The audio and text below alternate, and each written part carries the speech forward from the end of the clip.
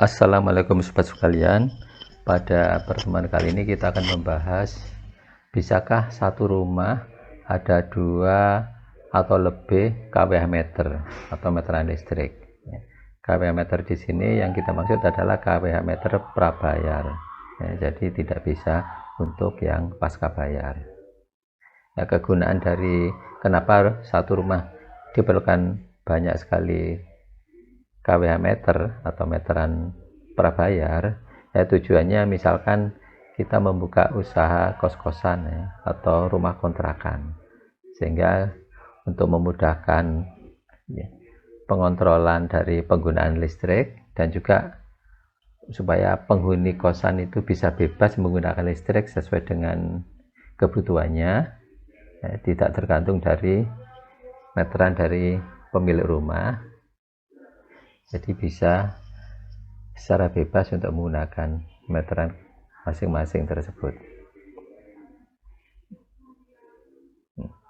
Nah, kalau kita lihat ketentuan dari pasang baru listrik, satu bangunan itu harus satu APB. APB itu artinya alat pembatas dan pengukur. Ini istilah yang ada di PLN ya. Atau APB itu dengan kata lain adalah kWh meternya. Jadi ada alat pengukurnya untuk mengukur pemakaian daya listrik atau pulsa listriknya, dan juga ada pembatasnya yaitu MCB itu.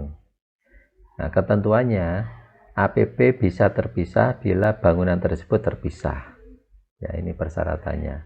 Kemudian ketentuan yang lain, bangunan bertingkat bisa menggunakan APB terpisah dengan syarat akses pintu terpisah atau tangga naik harus dari luar bangunan ya. Nah, ketentuan yang lainnya peruntukannya bangunan untuk kos-kosan ya, karena kos-kosan itu pintunya sudah masing-masing. Nah, ini mungkin peraturan dari PLN dibuat seperti itu.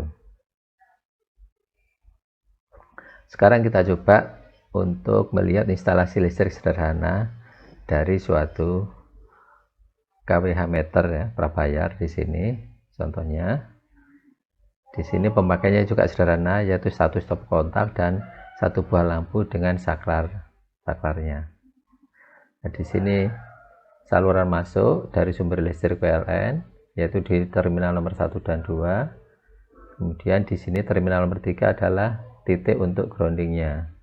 Kemudian titik nomor 4 dan 5 ini ada saluran untuk kabel netralnya ya.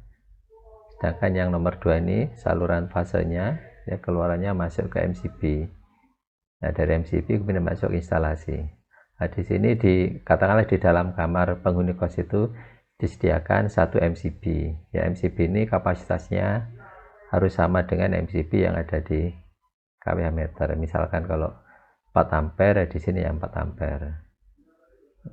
Kemudian masuk ke dalam kamar tersebut, yaitu ada stop kontak dan lampu ya. Kalau ingin diperbanyak lagi bisa ditambahkan sendiri dengan 2 stop kontak atau lebih, atau di sini juga bisa ditambahkan saklar dan lampunya sesuai dengan kebutuhan. Sekarang kalau kita perhatikan lagi, katakanlah di sini ada 2 kamar ya. Jadi ada 2 instalasi ya, dari satu sumber listrik PLN ini masuk ke kWh meter pertama dan kWh meter kedua. Katakanlah di sini adalah kamar pertama, ini kamar yang kedua, atau rumah pertama dan rumah kedua ya. Nah, di sini yang perlu diingat, groundingnya bisa dijadikan satu ya. Jadi dari terminal nomor 3 ini bisa masuk ke grounding, dan juga di sini masuk ke masing-masing stop kontak groundingnya. Nah, seperti yang digambarkan di sini, saluran grounding atau arde-nya masuk ke stop kontak. Nah, di sini kita gambarkan ada 2 stop kontak ya, masing-masing tersalurkan ke arde. Baik di sini kamar pertama, ini adalah kamar yang kedua, seperti ini ya. Kemudian masuk ke terminal nomor 3 dari kWh meternya. Demikian juga yang atas, yang kamar pertama. Mengenai pengkabelannya ya, kita bisa menggunakan kabel tipe NYE atau NYM, ini sebagai tambahan ya, pengetahuan lagi. Kalau ukurannya bisa menggunakan ukuran kabel 2 x 1,5 ini untuk keperluan beban-beban ya lampu dan sebagainya.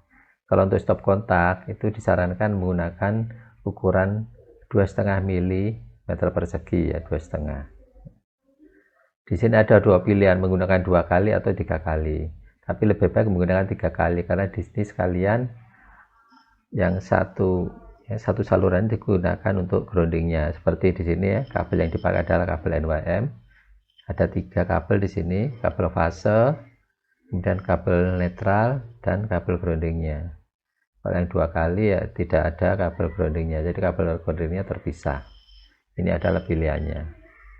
Kalau menggunakan kabel NWE, di sini kabel NWE itu isolasinya hanya satu ya, jadi perlu menggunakan conduit, ini aturannya. Kalau kabel NWM boleh tidak menggunakan conduit ya, terutama yang di atas plafon ya, ini harus menggunakan conduit.